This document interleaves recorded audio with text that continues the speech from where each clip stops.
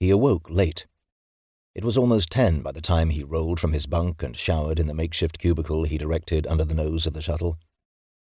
He breakfasted on the salad left over from yesterday, then rooted through the storage units for the last of the coffee. Chrissy loved freshly ground coffee, one of the many rare commodities in Europe these days. He left the shuttle and made his way through the garden, seeing the regimented rows of produce through Chrissy's eyes and feeling proud of his achievement. The sea was as sluggish as ever, scummed with a meniscus of something oil-based. Recently, his catch of fish and the occasional crab had diminished. There had been a time when the daily haul had easily fed the community of 10. Now, there was barely sufficient for himself. He dragged up the net and inspected the catch. 2 catfish and a baby snapper, which he threw back. It was better than nothing, he supposed, and would provide the makings of a decent lunch. He checked the desalination plant. It throbbed away contentedly, then made his slow way back to the Starship graveyard.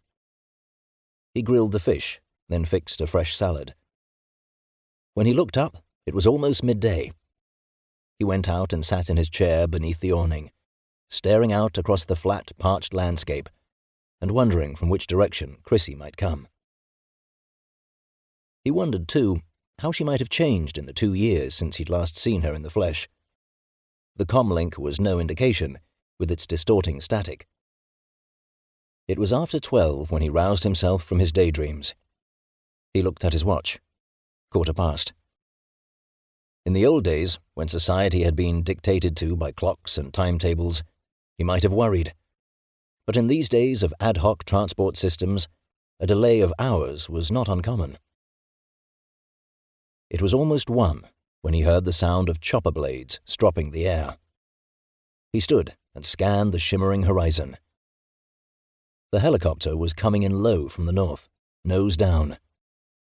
He watched it settle about 100 meters beyond the perimeter fence of the graveyard. A tiny figure jumped out and ran doubled up through the rotor's downdraft, waving briefly to the pilot.